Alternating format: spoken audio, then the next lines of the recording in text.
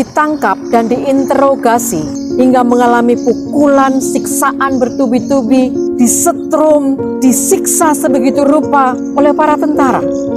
Kalau nanti besar dan masih ada perang, saya akan ikut terjun dalam peperangan, membela negara, membela rakyat.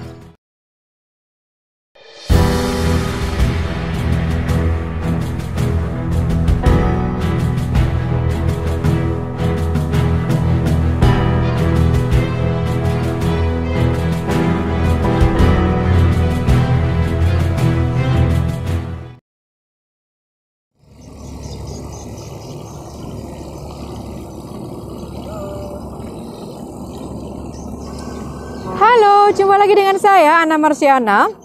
Kali ini dalam seri Perempuan dan Sejarah. Apa yang akan Anda dapatkan dalam seri Perempuan dan Sejarah? Yaitu kisah-kisah, kiprah, kontribusi, perjuangan perempuan di kancah nasional maupun di kancah internasional. Sebagian besar tokoh perempuan yang dibahas di channel ini tidak banyak dibahas di tempat lain dan di buku sejarah pelajaran sekolah kalian. Karena itu, untuk kalian yang suka dengan bahasan perempuan dan sejarah, ikuti terus, tonton, like, share, dan subscribe.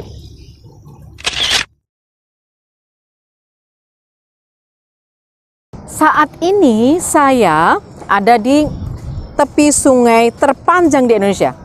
Siapa yang tahu sungai apa? Yang jelas sungai itu ada di pulau terbesar di Indonesia. Pulau Kalimantan dong, ya, Pulau Kalimantan. Sungai Kapuas adalah sungai yang terpanjang di Indonesia, dan karena kita ada di Pulau Kalimantan, maka kita akan bahas satu tokoh yang tentu saja berasal dari Kalimantan, meskipun dia bukan berasal dari Kalimantan Barat, di mana Sungai Kapuas ini berada. Saya mau tanya dulu, adakah yang pernah dengar nama ini? Aluh Idut. Ada? Serius? Pernah dengar? Siapa dia? Belum pernah dengar. Kalau saya sebut dengan nama lainnya, yaitu Siti Warkiah. Udah pernah dengar? Belum juga? Sama. Saya tanya beberapa teman, sama jawabnya. Belum pernah dengar. Aluh Idut atau Siti Warkiah adalah sosok perempuan luar biasa yang sayang sekali lagi-lagi namanya jarang dibahas, jarang didengar, jarang diulas, dan secara khusus kita akan bahas sosok ini yang adalah tokoh yang sangat penting dari Kalimantan, khususnya dari Kalimantan Selatan, yang kiprah dan perjuangannya dalam masa penjajahan kolonial Belanda harusnya menjadikannya layak untuk mendapatkan gelar pahlawan nasional, tapi sampai sekarang masih belum mendapatkan gelar pahlawan. Namanya masih asing bagi sebagian besar orang, dan karena itu channel ini sengaja mengangkatnya, membahasnya sampai tuntas, supaya kemudian teman-teman nanti juga ikut bersama-sama warga Kalsel memperjuangkan beliau sebagai pahlawan nasional. Aluh Idut atau Siti Warkiah gitu ya. Aluh Idut adalah kalau orang Jawa bilang nama Paraban. Nama apa sih nama Paraban? Tahu nggak nama Paraban? Panggilan. Nama panggilan gitu. Nama aslinya Siti Warkiah. Berasal dari Kabupaten Hulu Sungai Selatan. Ada yang pernah jalan-jalan ke sana? Di sana ada sebuah tempat kecamatan ya, namanya Kandangan. Saya sih belum pernah ke sana, tapi saya pernah ke Banjarmasin. Lalu di Banjarmasin ada yang namanya sebuah kampung yang terkenal dengan ketupat kandangannya. Tapi aslinya ada dari Kandangan gitu, ketupat kandangan. Ketupat yang enak banget. Jadi bagi yang mau jalan-jalan ke Kalsel, kayaknya ini salah satu kuliner rekomendasi. Kok kita jadi ngomong kuliner ya? Kita kembali ke Aluh Idut deh. Aluh Idut atau Siti Warkiah adalah perempuan istimewa, pejuang luar biasa dari Kabupaten Hulu Sungai Selatan, tepatnya dari Kandangan. Siapa dia, seperti apa kiprahnya, bagaimana kisahnya? Jangan kemana-mana, ikuti terus. Siti Warkiah atau yang tadi lebih dikenal dengan nama Aluh Idut merupakan pejuang dari Kabupaten Hulu Sungai Selatan atau HSS di Kalsel ya. Sampai hari ini saya tidak menemukan banyak tulisan tentang Aluh Idut. Bahkan referensi-referensi cetak ataupun online itu nggak banyak yang membahas tentang Aluh Idut. Saya hanya menemukan satu tulisan yang melaporkan bahwa pihak keluarga memperjuangkan agar Siti Warkiah atau Aluh Idut itu bisa menjadi pahlawan nasional, tapi sampai hari ini Januari 2021 itu masih belum masuk dalam daftar pahlawan. Saya bertanya kenapa nama asli Siti Warkiah kemudian dijuluki dengan nama paraban atau nama panggilan Aluh Idut gitu. Saya mencari dalam tulisan yang saya temukan. Ternyata aluh dari kata galuh. Galuh itu bahasa Sunda, bahasa Jawa yang nampaknya juga berpengaruh dalam bahasa di kerajaan di Kalimantan pada waktu itu, terutama Kalimantan Selatan itu banyak pengaruh Jawa kunonya. Artinya adalah permata, intan, batu berharga gitu ya. Dari kata galuh kemudian menjadi aluh. Lalu idut, nah ini yang saya sedikit agak nggak suka membaca bagian ini. Karena nama Idut itu ternyata diambil dari Siti Warkiah ini dianggap badannya itu agak gemuk gitu ya, lebih gemuk, lebih subur dari perempuan yang lain. Lalu kemudian dia dipanggilnya menjadi Idut dari kata gendut.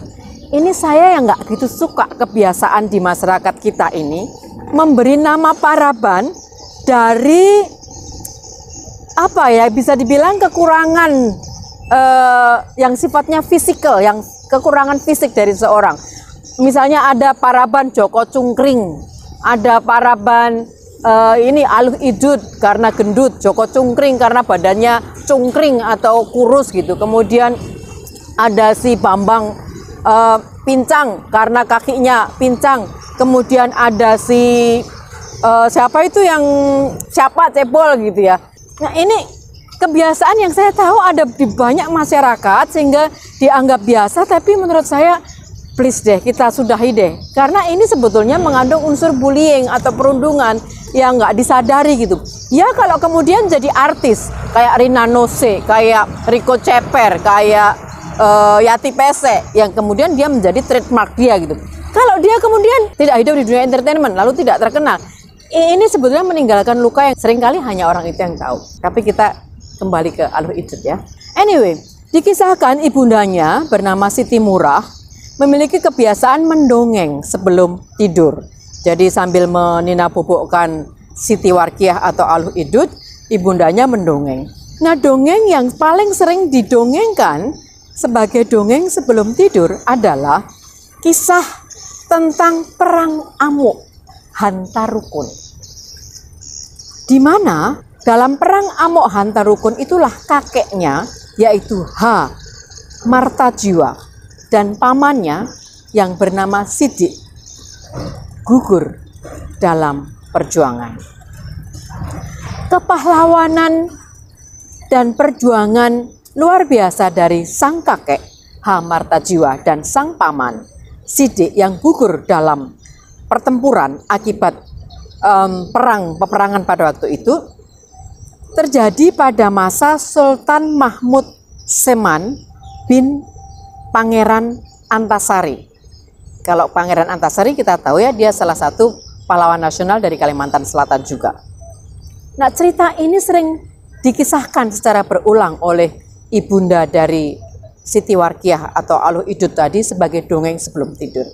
Jiwa kepahlawanan yang diceritakan berulang-ulang oleh sang ibunda ini melekat begitu kuat di dalam memori Aluh Idut dan kemudian menanamkan pada satu sisi kebencian kepada penjajah dan pada sisi lain adalah semangat untuk kalau nanti besar dan masih ada perang, saya akan ikut terjun dalam peperangan, membela negara, membela rakyat, melawan penjajah. Semangat yang berkobar-kobar hidup di hati Aluh Idut.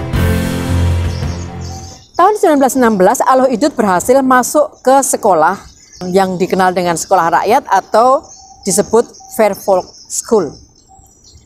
Selama 5 tahun, kemudian dia lulus menyelesaikan sekolahnya. Kemudian tahun 1922 dia menikah. Dia menikah dengan bisa dibilang orang biasa menurut catatan yang saya baca, dengan seorang sopir angkutan gitu. Ya pada waktu itu pekerjaan itu nggak mudah. Jadi saya bisa mengerti. Dan cinta itu kan nggak pandang status kan, nggak pandang gender, nggak pandang jenis kelamin. Sayang sekali pernikahannya kemudian tidak berumur lama karena ada yang menyebut karena suaminya selingkuh, ada yang menyebut karena mereka tidak punya anak, ada berbagai alasan. Intinya kemudian mereka bercerai. Dan Aluh Idut mengabdikan hidupnya 100% untuk perjuangan membela negara. Tahun 1932, Aluh Idut kemudian masuk organisasi Persatuan Bangsa Indonesia atau PBI dari cabang Kandangan. Pada waktu itu, Aluh Idut menjadi satu-satunya perempuan di Kandangan. Sedangkan suaminya yang bernama Utuh Kadri baru bergabung 4 tahun kemudian, tahun 1936. PBI ini kemudian melebur menjadi Parindra, bukan Gerindra loh ya, Parindra, Partai Indonesia Raya. Aluh Idut kemudian masuk Parindra dan diangkat menjadi wakil ketua kerukunan Putri Parindra. Tahun yang sama, 1932, Aluh Idut juga bergabung dengan organisasi Musyawaratul Talibin. Sedangkan tahun 1937 kemudian Musyawaratul Talibin mendirikan anak partai bagian wanita yaitu bernama Jamiyatun Nisa. Aluh Idut di situ kemudian diangkat menjadi ketua pengurus besar Jamiyatun Nisa yang hampir meliputi seluruh wilayah Kalimantan Selatan. Tahun 37 ya, sampai tahun 40. Tahun 938 bersama dengan Syani'ah Rifai, Aluh Idut diutus untuk menghadiri Kongres kedua Parindra di Bandung, mewakili Putri Parindra dari Kandangan, Kalimantan Selatan. Di masa penjajahan Jepang, Aluh Idut bergabung dengan Fujinkai, yaitu organisasi tenaga perempuan yang dibentuk oleh Jepang pada bulan Agustus 1943. Tidak berhenti sampai di situ, Aluh Idut kemudian mengajak saudara-saudaranya dan orang-orang dari kampungnya untuk juga bergabung dalam pergerakan. Dan pada saat Jepang menyerah dan Indonesia memproklamirkan kemerdekaannya, Aluh Idut tidak berhenti berjuang. Dia masih terus aktif dalam pergerakan. Karena kita tahu meskipun sudah diproklamirkan kemerdekaannya, tetapi perjuangan merebut kemerdekaan yang hakiki itu masih terus berlanjut. Harian Merdeka pada waktu itu misalnya mencatat bahwa Aluh Idut itu secara reguler memasok senjata untuk para gerilyawan, untuk para pemuda-pemuda yang mengangkat senjata di medan perang. Dan karena aktivitasnya sebagai pemasok senjata sekaligus juga sebagai aktivis dapur umum, dia mendirikan banyak dapur umum pada waktu itu, membuat Aluh Idut banyak mengalami kejaran oleh tentara Belanda, ditangkap beberapa kali, mengalami penggeledahan di manapun dia berada dan penahanan dari pihak Belanda. Pada tahun 1946, dia bergabung dengan ALRI Divisi 4A Pertahanan Kalimantan Selatan. Melalui jalur ini, Aluh Idut berperan sebagai lagi-lagi pemasok senjata untuk pejuang-pejuang gerilyawan yang ada di pedalaman-pedalaman di seluruh pelosok Kalimantan Selatan. Nah, setelah tahun 46, Aluh Idut masih tercatat rutin memasok senjata ke pedalaman dan seperti saya katakan tadi membuka dapur umum di banyak tempat. Akibatnya bisa kita perkirakan dia kerap dicurigai dalam keterlibatan dalam berbagai organisasi perjuangan yang berimbas kepada penggeledahan berulang, penangkapan berulang, dan penahanan di kamp-kamp Belanda. Aluh Idut juga dikenal sebagai ahli berpidato. Pidatonya dianggap menarik oleh para pendengarnya, oleh orang-orang yang mendengarkan pidatonya. karena dia berapi-api dan mampu menarik simpati dari kalangan orang muda pada masa itu. Lagi-lagi itu membuat gerak-geriknya makin dicurigai dan makin memojokkan posisinya sebagai pemimpin gerakan, pemimpin perjuangan meskipun dia seorang perempuan. Pada tahun 1948, akhirnya dia ditangkap dan diinterogasi, dipaksa untuk membocorkan lokasi markas para pejuang. Mirip di film-film kemerdekaan yang teman-teman tonton. Apakah Aloh Idut menyerah meskipun dia disiksa, diancam, diintimidasi sebegitu rupa? Tidak. Aloh Idut menolak dan tetap tidak mau menyerah hingga mengalami pukulan, siksaan bertubi-tubi, disetrum, disiksa sebegitu rupa oleh para tentara. Dari tulisan yang saya baca, beberapa bagian tubuhnya mengalami luka parah, rusak, patah tulang bahu, dan banyak luka-luka yang parah dialaminya. Ketika tahun 1949, ketika ALRI Divisi 4 diakui masuk menjadi bagian Angkatan Perang Republik Indonesia, maka Aloh Idut pun dibebaskan dari tahanan Belanda. Tentu saja pembebasan itu setelah melalui serangkaian perundingan, antara lain perundingan yang disebut Perundingan Munggu Raya. Aloh Idut setelah bebas kembali bergabung dengan gerakan para pejuang, melanjutkan perjuangan. Dia berkeliling Kalimantan Selatan dan Kalimantan Tengah, jadi sekarang lebih luas lagi jangkauannya. Meresmikan beberapa markas pejuang sebagai tanggung jawabnya menjadi tentara Republik Indonesia yang sah dan resmi. Dalam misi tersebut, Aloh Idut kemudian dikisahkan mengalami jatuh sakit dan kesehatannya terus mengalami penurunan. Karena fisiknya yang terus-menerus menurun, akhirnya perjuangan Aloh Idut berakhir pada tanggal 5 Februari 1958. Aloh Idut wafat dan dimakamkan di Kandangan. Sampai hari ini makamnya bisa dilihat di Kandangan, cukup terawat, dan di sana juga teman-teman bisa menemukan namanya diabadikan menjadi salah satu nama jalan di Kandangan. Seperti saya katakan di depan tadi, pihak keluarga ahli waris Aloh Idut atau Siti Warkiah dan sejumlah orang yang tergabung dalam komunitas yang menginginkan agar Aloh Idut diangkat menjadi pahlawan nasional sudah mengupayakan agar Aloh Idut mendapat penghargaan dan diangkat menjadi pahlawan nasional, tapi sampai hari ini masih belum berhasil. Karena itu teman-teman yang nonton channel ini dan kalau merasa Aloh Idut pantas diangkat menjadi pahlawan, boleh ya dukung keluarga Aloh Idut untuk mengusulkan agar Aloh Idut menjadi pahlawan nasional.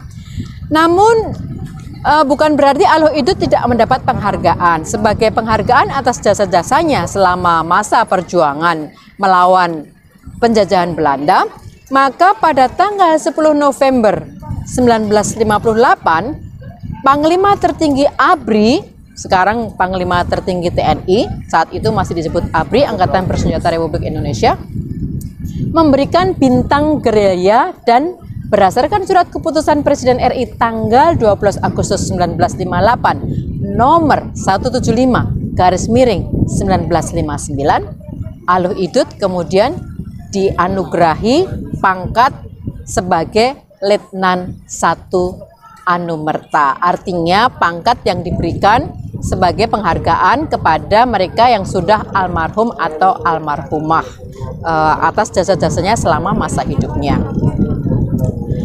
Jadi sampai di sini obrolan kita.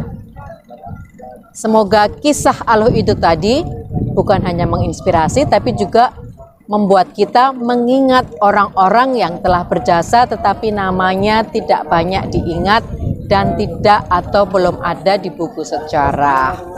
Terus menjadi cerdas, terus belajar, dan teruslah mencintai negeri. Sampai jumpa. Cut.